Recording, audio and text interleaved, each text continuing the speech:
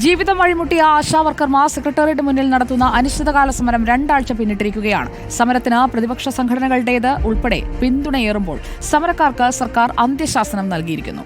സമരം ചെയ്യുന്നവർ അടിയന്തരമായി ജോലിയിൽ പ്രവേശിക്കണമെന്നാണ് ഉത്തരവ്. സമരത്തെ രാഷ്ട്രീയമായി നേരിടുകയാണ് CPIM. എളമരം കരീമിന് പിന്നാലെ MV ഗോവിന്ദനും വിമർശനവുമായി രംഗത്തെത്തി. സമരത്തിന് പിന്നിൽ അരാജകത്വമെന്നായിരുന്നു MV ഗോവിന്ദന്റെ ഇന്നത്തെ പ്രസ്താവന. റോഷിപാൽ നമുക്കൊപ്പം. റോഷിപാൽ, 16 ദിവസമായി ആശാവർക്കർമാർ സമരമിരിക്കുകയാണ്. സമരത്തിൽ ഉന്നയിച്ച ആവശ്യങ്ങളിൽ 1-2 പരിഹരിച്ചു. എന്നാൽ അവരുടെ വിരമിക്കൽ ആനുകൂല്യമടക്കം ഒന്നിലും പരിഹാരമാകാതെ നിൽക്കുന്ന കാര്യങ്ങളുമുണ്ട്. ഇതിപ്പോൾ NHMന്റെ അന്ത്യശാസനം വരുമ്പോൾ ഇവർക്ക് തിരിച്ച ജോലിയിൽ പ്രവേശിക്കേണ്ടി വരില്ലേ? ഇല്ലാത്ത പക്ഷം ഓണററി സർവീസ് ആയതുകൊണ്ട് തന്നെ അതിൽ നിന്ന് അവരെ നീക്കാനും കഴിയുമല്ലോ.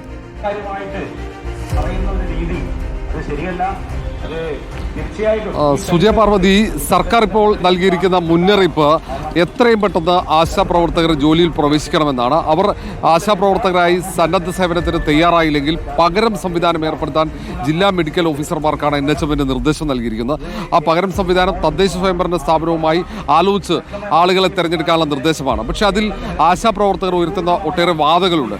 കാരണം വലിയ പരിശീലനം, പ്രത്യേക പരിശീലനം ഉൾപ്പെടെ ലഭിച്ചാണ് ആശാപ്രവർത്തകരായി മാറുന്നത്.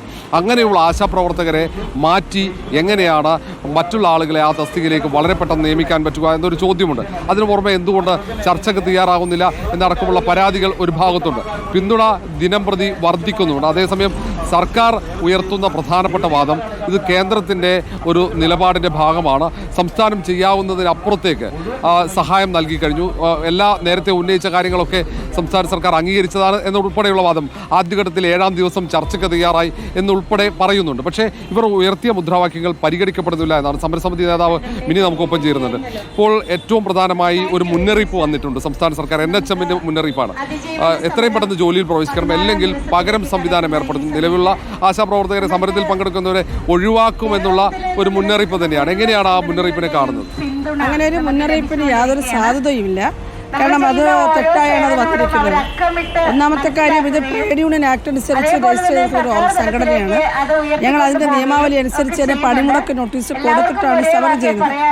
2, ഇത് ഈ പ്രവർത്തിക്കുന്ന ആശാവർക്കർമാർക്ക് 9 മൊഡ്യൂളിന്റെ പരിശീലനം ലഭിച്ച ആളുകളാണ്.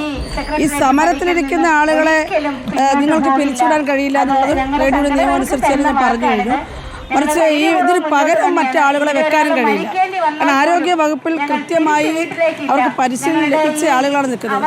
വഴിയെ പോകുന്ന ഒരാളെ പിടിച്ച് നിയമിക്കാവുന്ന ഒരു കാര്യമല്ല. തീർച്ചയായും വിദഗ്ധ ഡോക്ടർമാരിൽ നിന്നും പരിശീലനം കിട്ടിയ ആളുകളാണ് ആശാ വർക്കർമാർ. അതായത് നമ്മുടെ ആരോഗ്യ മേഖലയുടെ ഏറ്റവും അടിത്തട്ട് ഏറ്റവും സുഭദ്രമാക്കി കൊണ്ടു നടക്കുന്നത് അവരാണ്. അവർക്കിപ്പോൾ അന്ത്യശാസനം വരുന്നു. പക്ഷേ ആ ഉത്തരവ് നിയമവിരുദ്ധമെന്ന് സമരക്കാർ നിലപാടെടുക്കുകയാണ്.